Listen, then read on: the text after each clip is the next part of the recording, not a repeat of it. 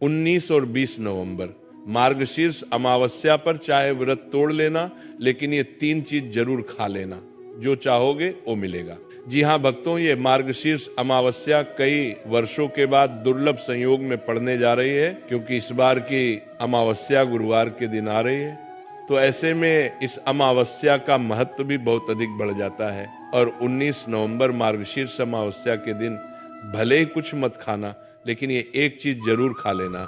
भगवान श्री विष्णु और माता लक्ष्मी की कृपा से आपके घर में इतना पैसा आएगा कि संभाल नहीं पाओगे। साथ ही भक्तों, हम आपको ये भी बताएंगे कि चाहे कुछ भी हो जाए, लेकिन 19 नवंबर मार्गशीर्ष अमावस्या पर ऐसा खाना घर में भूलकर भी मत बनाना और ना ही उसे खाना, पूरा घर परिवार बर्बाद हो जाता है। साथ ही भक्तों, इस प्रवचन में जानेंगे 19 नवंबर मार्गशीर्ष अमावस्या पर ऐसा क्या खाना चाहिए जिससे कि आपके जीवन में भगवान विष्णु, माता लक्ष्मी और आपके पितरों की कृपा सदैव आपको प्राप्त हो।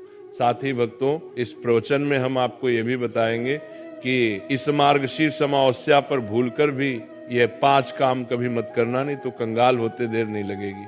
भक्तों, मार्गशीर्ष अमावस्या पर आपको ये 5 काम कभी नहीं करने चाहिए। जो भी व्यक्ति मार्गशीर्ष अमावस्या के दिन इन 5 कामों को करता है, उसकी जिंदगी बर्बाद हो जाती है, उसके घर में कंगाली छा जाती है। और जिस घर में भी ये 5 कार्य होते हैं, माता लक्ष्मी ऐसे घर से हमेशा के लिए चली जाती है। भक्तों, साथ में हम आपको ये भी बताएंगे कि 19 नवंबर मार्गशीर्ष अमावस्या के दिन अगर आप इन चीजों का दान कर देते हो तो आपके घर में कभी धन की कमी नहीं होगी, हमेशा ही रुपया पैसा आपके घर में आएगा। और कौन सी ऐसी चीजें हैं जिनका दान आपको इस अमावस्या पर नहीं करना है, वरना कंगाल होते देर नहीं लगेगी। तो इसीलिए आप प्रवचन को पूरा जरूर सुने, आधा अधूरा ना सुने। भक्तों, चाहे कुछ भी हो जाए, लेकिन मार्गशीर्ष अमावस्या के दिन ये एक छोटी सी चीज जरूर खा लेना।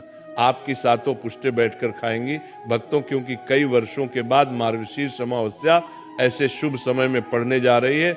मार्गशीर्ष अमावस्या हिंदू धर्म के लोगों के लिए सबसे श्रेष्ठ मानी जाती है।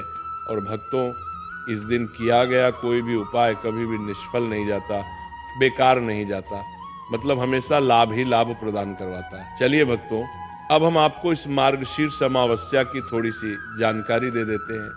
भक्तों, इस बार 2025 में मार्गशीर्ष अमावस्या को लेकर लोगों के मन में शंका कुशंका बनी हुई है कि ये व्रत किस दिन रखा जाएगा, 19 या 20 नवंबर, शुभ मुहूर्त क्या रहेगा, इस दिन क्या खाना है और क्या नहीं खाना है। इस प्रवचन में हम आपका सारा कंफ्यूजन दूर कर देंगे। बस आपको संपूर्ण जानकारी के लिए इस प्रवचन को पूरा सुनना होगा। और भी बहुत सारे लोगों के प्रश्न आ रहे हैं कि गुरुजी, क्या अमावस्या के दिन चावल खा सकते हैं या नहीं खा सकते हैं, पहली बार ये व्रत कर सकते हैं या नहीं। इन सभी प्रश्नों के उत्तर आज हम इस प्रवचन में जानेंगे और ये भी बताएंगे कि वो कौन सी चीज है जो हमें मार्गशीर्ष अमावस्या के दिन दान जरूर करना चाहिए। अगर आप ये चीज दान कर देते हो तो आपको धनवान बनने से विधाता भी रोक नहीं पाएंगे। तो भक्तों, मार्गशीर्ष अमावस्या मार्गशीर्ष मास के कृष्ण पक्ष की अमावस्या तिथि को मनाई जाती है। भक्तों, हिंदू धर्म में मार्गशीर्ष अमावस्या के व्रत का विशेष महत्व है मार्गशीर्ष मास की, क्योंकि इस दिन भगवान विष्णु के साथ साथ हमारे पितर भी बहुत अधिक प्रसन्न रहते हैं। भक्तों, चलिए सबसे पहले हम आपको बता देते हैं कि मार्गशीर्ष अमावस्या की सही डेट टाइम क्या है।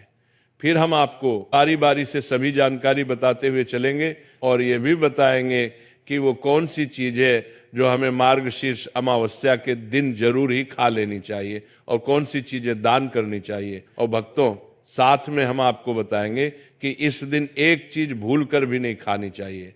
अगर आप ये चीज भूल कर भी खा लेते हो तो आपके घर में परेशानियां उत्पन्न हो सकती हैं। तो ऐसा अनर्थ काम भूल कर भी मत करना और अनर्थ होने से पहले प्रवचन को आप पूरा जरूर देख लेना। भक्तों, जानते हैं इस बार मार्गशीर्ष अमावस्या की सही टाइम के बारे में।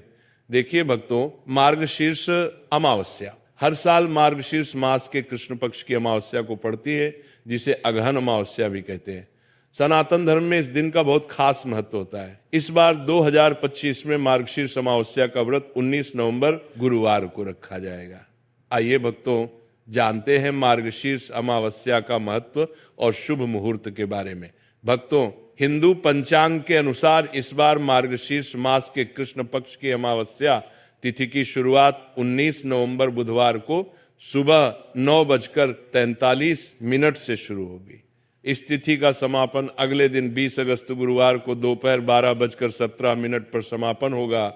उदया तिथि के अनुसार इस बार मार्गशीर्ष अमावस्या 19 अगस्त बुधवार को रहेगी। अब जो लोग स्नान, दान और तर्पण का संकल्प कर रहे हैं, तो स्नान दान की अमावस्या 20 नवंबर को रहेगी और उनके लिए ब्रह्म मुहूर्त विशेष फलदायी होता है। ये मुहूर्त सुबह 4:26 से लेकर 5:10 तक रहेगा और अभिजीत मुहूर्त दोपहर 11:58 से लेकर 12:49 तक रहेगा। भक्तों, 19 नवंबर मार्गशीर्ष अमावस्या के दिन इन 5 चीजों का दान जरूर करना चाहिए। इन चीजों का दान आपके पितरों को संतोष देते हैं, ईश्वर को प्रसन्न करते हैं और आपके जीवन से हर तरह की मुश्किलें और बाधाएं दूर करते हैं।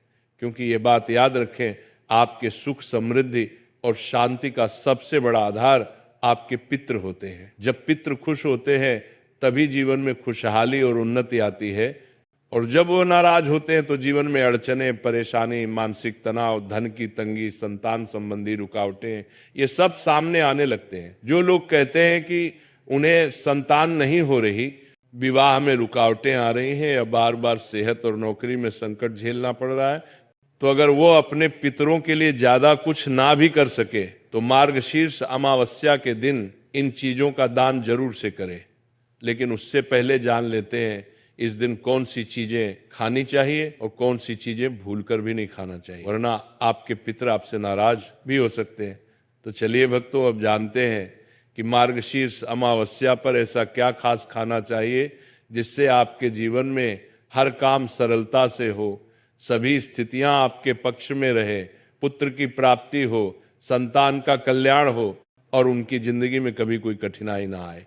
इसलिए हर माता पिता को इस एक खास चीज का सेवन मार्गशीर्ष अमावस्या के दिन जरूर करना चाहिए।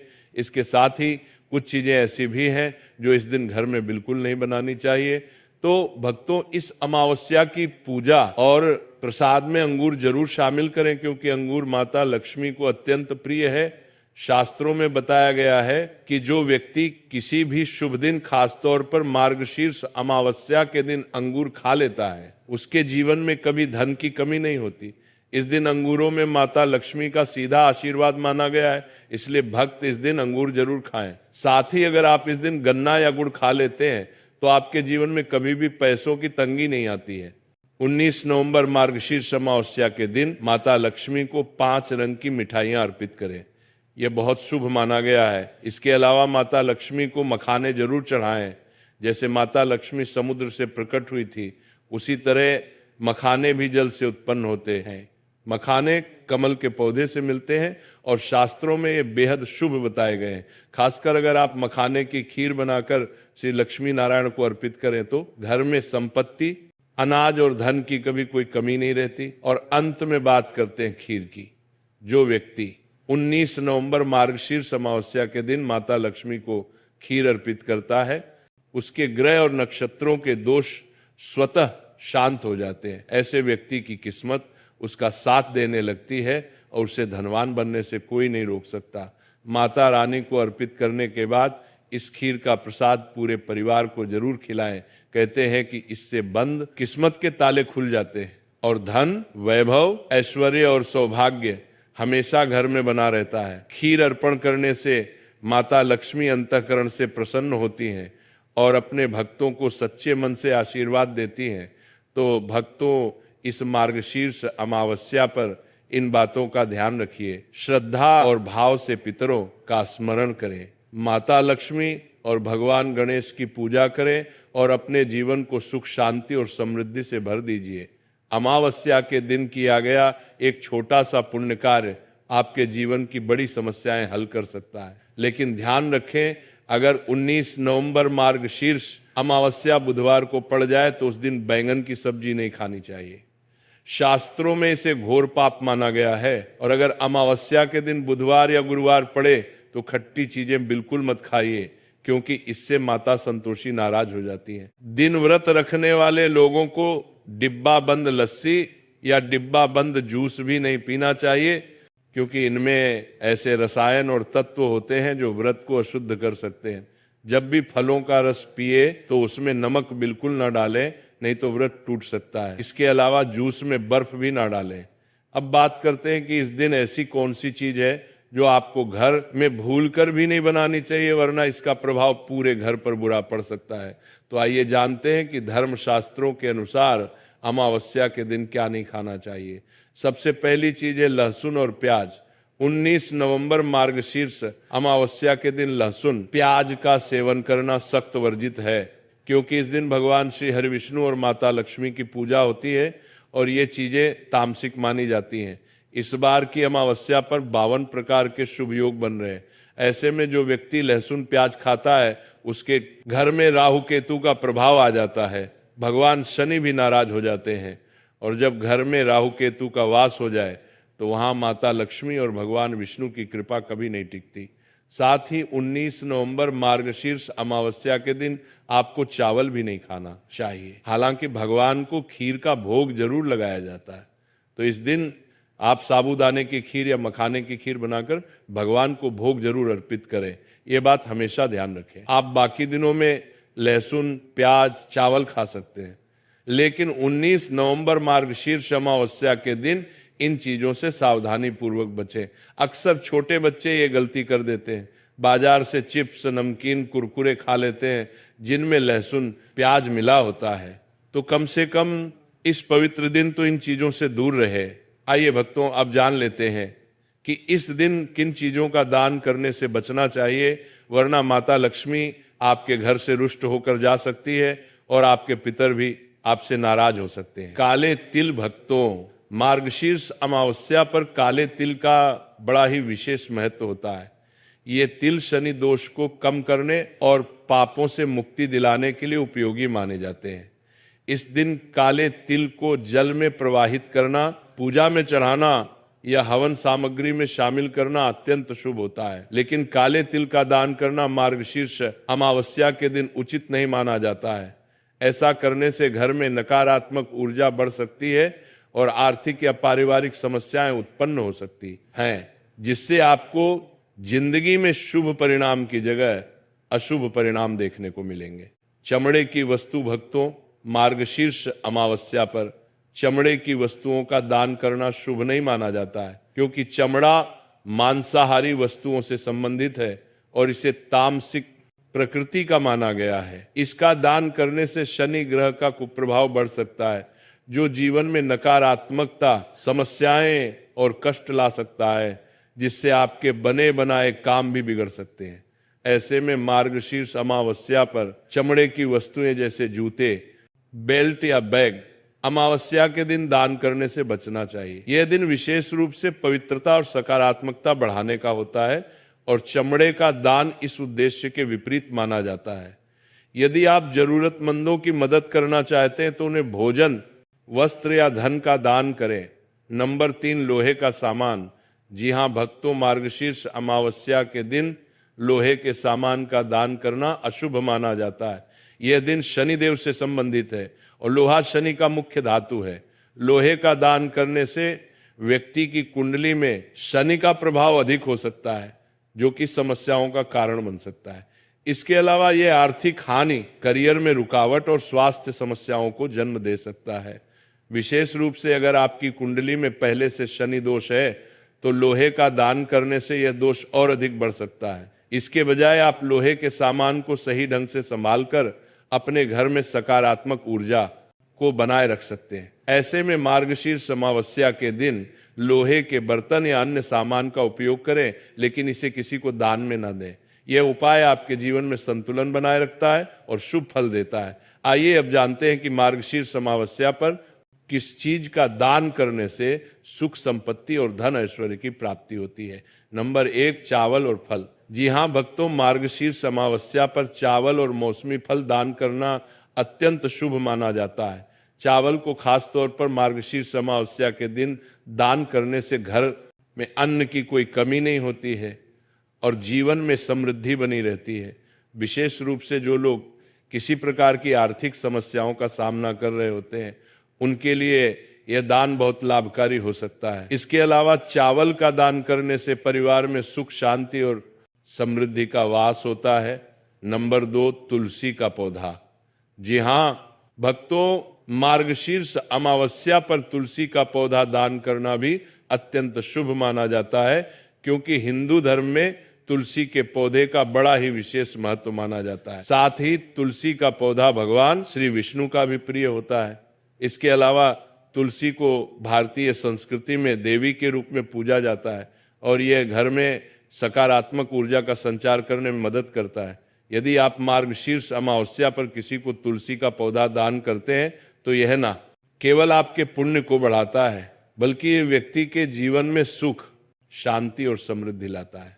साथ ही तुलसी का पौधा घर में लगाने से नकारात्मक ऊर्जा का नाश होता है और घर में एक ताजगी और शांति का माहौल बनता है। इसके अलावा तुलसी का पौधा स्वास्थ्य के लिए भी लाभकारी होता है, क्योंकि ये औषधीय गुणों से भरपूर होता है। तुलसी का पौधा घर के आंगन में या आस्था स्थान पर रखा जाता है। मिलेगा, मन कह रहा है हाँ हाँ ठीक है, ये देख लूं, ये छू लूं, ये सूंघ लूं, और अहंकार में बैठा हुआ चोर ये काम है। इतनी ऊंचाई पे बैठा, इसीलिए जल्दी मारा नहीं जा सकता।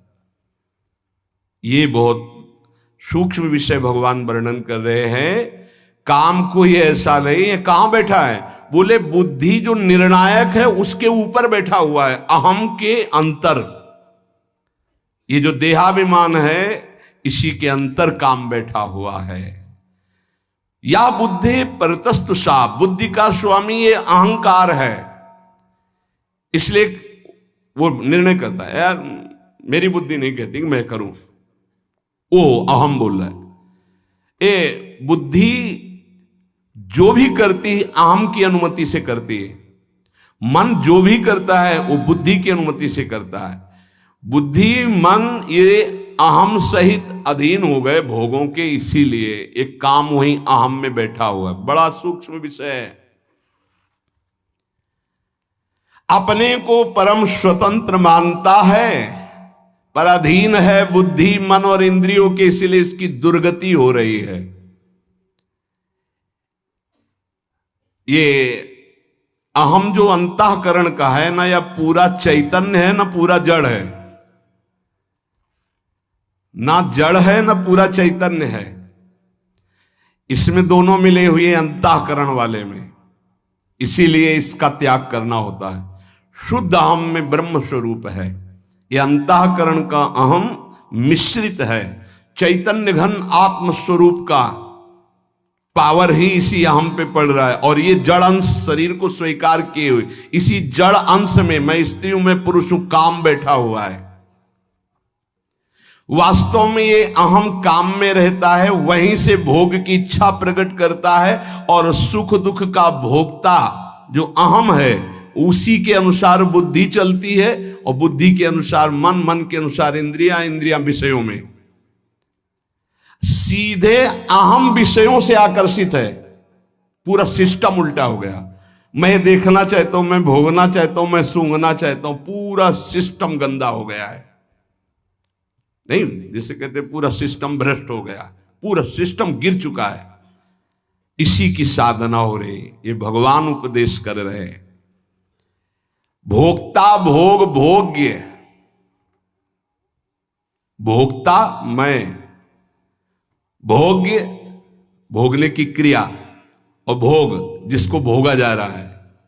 ये तीनों मायाकृत हैं, तीनों जादू का तमाशा है। ना कोई भोगता है, ना भोग्य है, ना भोग है, फंस गए। इतना आकर्षण भोगों में है कि भोक्तापन का जो अहम है, एक तरफ भगवान है, वो भगवान को छोड़ देगा, भोग को स्वीकार कर लेगा। ऐसे ही अपने लोग किए हुए हैं ना। ये तीनों सिद्ध समझो, भोक्ता, भोग्य और भोग, माया की सिद्धि है ये। शुद्ध चैतन्य जो मैं है उसको ये आकर्षित नहीं कर सकते। ये जड़ अहम शरीर का जो है, इसी से हमारी दुर्गति हो रही, इसी का प्रयोग, इसी अहम को गुरु चरणों में समर्पित किया जाता है। इसी अहम को जब भगवान के चरणों में गुरुदेव समर्पित करते तो ये शुद्ध दासत्व में या ब्रह्म स्वरूप में स्थित होता, ज्ञान मार्ग या भक्ति मार्ग। ये जो चैतन्य से अहम प्रकाशित हो रहा है अंतःकरण का, ये सबका आश्रय, सबका आधार, सबका कारण, प्रेरक, श्रेष्ठ, बलवान, प्रकाशक, व्यापक, सूक्ष्म, ये है। जीव किसे कहा गया जानते हो? इसी अहम को स्वीकार करने के कारण। नहीं है क्या? सबका आश्रय कौन है? वही एक तत्व जिसे परमात्मा, भगवान, ईश्वर, सबका आश्रय, सबका आधार, सबका कारण, सबका प्रेरक, सबसे श्रेष्ठ, सबसे बलवान, सबका प्रकाशक, सबका व्यापक, सबसे सूक्ष्म। फंस कहां गया? इस अंतःकरण आम धर्म में, देहाभिमान में। बस इसे ही मुक्त करला है साधला। जो प्रकृति का अंश है, शरीर, अंतःकरण, स्वभाव, इसको जो अहम ने स्वीकार कर लिया, ये जड़ अहंकार के कारण ही चैतन्य घन परमात्मा स्वरूप को जीव कहा गया। चैतन्य में कभी विकृति नहीं होती, उसमें कोई विकृति नहीं है, पर भ्रम से देहाभिमान होने के कारण वो इस दुर्दशा को, ना जन्मने वाला ना मरने वाला भी जन्म मरण को प्राप्त हो गया। ये भ्रम सुख दुख का भोक्ता बन बैठा, सुखी दुखी होने लगा, जड़ के अंश को स्वीकार करने के कारण। कहा जाता है नैनम छिन्नन्ति शस्त्राणि नैनम दहाति पावका न चैनम क्लेदयन्त्यापो न शोष्यति मारुता। ये शुद्ध स्वरूप अपना है। अपने स्वरूप को भूल करके इस अंतःकरण अहम धर्म से युक्त हो जाने के कारण मैं भोक्ता, मैं करता, मैं सुखी, मैं दुखी। अब मरना भी है, जन्मना भी है, ये चलता रहेगा। इसी को मिटाने के लिए मुझे मानव जन्म और सत्संग मिला है। इस जड़ चैतन्य का तदात्म आकर्षण हो गया है, कभी हो नहीं सकता पर हो गया। यही माया है। श्री भगवान कह रहे हैं मारो इसको, ये समझकर कि तुम्हारे बल से बलवान होकर के अंतःकरण का अहम बुद्धि के प्रलोभन में आकर के कि ये सुख है, भोगो, भोगने में सुख है, धन कमा लो, एकत्रित कर लो, इसमें सुख है, और मन उनका संकल्प करता है, इंद्रियां उनको भोगती हैं, इसको मैं स्वीकार करता हूं, इसी से मेरी दुर्गति हो गई। हे अर्जुन, इंद्रियों से परे मन, मन से परे बुद्धि, बुद्धि से परे अहम, अहम तेरे से प्रकाशित हो रहा है। ये तेरा स्वरूप नहीं, अंतःकरण का अहम। मार डाल इस अहम में बैठे हुए काम रूपी शत्रु को। संस्तभ्यात्मान मात्मना, काम को मारने का उपाय भगवान बता रहे हैं। जब तक आप अपने को भगवद अंश स्वरूप नहीं मानेंगे तब तक काम से रहित नहीं हो सकते। अब अपने को भगवत स्वरूप मानने के लिए भगवान कह रहे उद्धरेदात्मनात्मानम, अपने आप से अपना उद्धार कीजिए। एनात्मयुवात्मना जितोह, अपने आप से अपने आप को जीत लीजिए। अब ये बड़ा कठिन है, समझे? इतनी देर हुआ, कुछ समझ में आया, पकड़ में आया? अभी जब चलोगे तो वही आएगा कि मैं शरीर हूं, वही फिर चिंतन चलने लगेगा। प्रभु से अब सहज भाव में आ जाओ। प्रभु से विमुख होने के कारण ये शरीर, ये संसार, ये संबंध हमें बांधे हैं। जब हम गुरु की शरण में होते तो इन्हीं पे प्रहार होता है, बहुत बुरा लगता है उसको, जन्म जन्मांतर से उसी में फंसा है। तो पूज्य राधा बाबा जी ने कहा था कि साधु जिसके पीछे पड़ जाता है उसका कल्याण करके छोड़ता है। आपको अभी बुरा लग रहा है, बाद में नाचोगे कि कृपा हो गई जो मुझे इन संबंधों से रहित कर दिया, नहीं तो उन्हीं में फंसे हुए जीवन चला जाता। मैं सब कुछ नहीं जान पाऊंगा, इतना फंस चुका हूं।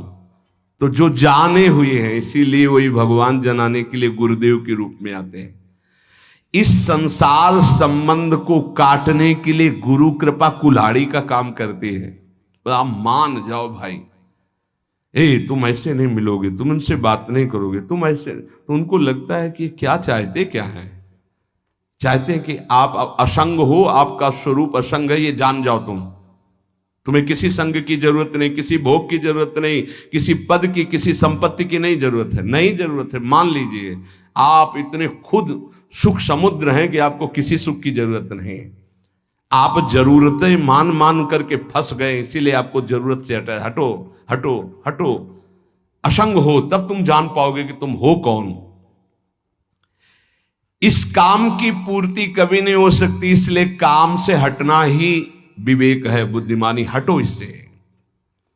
जिस संसार से, जिस शरीर से, जिस संबंधियों से संबंध जोड़ा है, जब तक तुम संबंध नहीं तोड़ोगे तो कोई नहीं तोड़ सकता।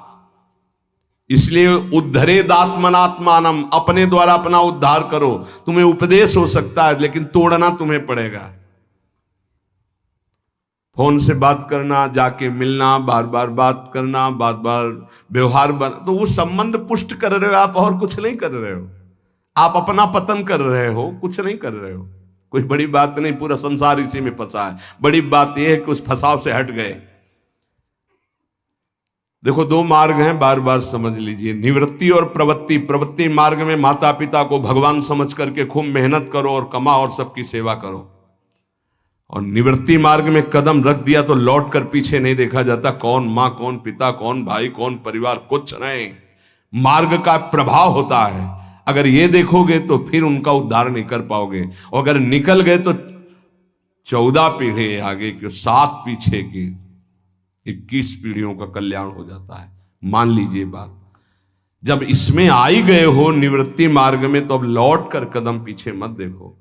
जिम्मेवारी प्रभु के चरणों में समर्पित करो। पूरे विश्व ब्रह्मांड का भरण पोषण करते हैं, तुम्हारा भरण पोषण तो बहुत छोटी बात है। चिंता क्यों करते हो?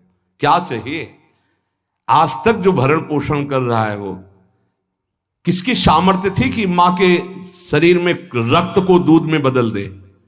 जब हम पैदा हुए तो हमारे पचाने की कोई सामर्थ्य नहीं थी, तो मां के रक्त को दूध में बदल दिया और वो पान करके हम पुष्ट हुए। जब वो इतनी व्यवस्था पहले से रखे हुए, हमको चिंता क्या करनी?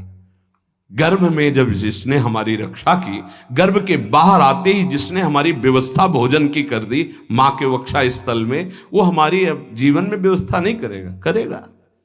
हमको चिंता नहीं करनी। इसलिए भगवान से पूरा संबंध जोड़ लो, अभी ठीक हो। ये दूसरा भाव वर्णन किया जाता भक्ति का। पहला शुद्ध भाव था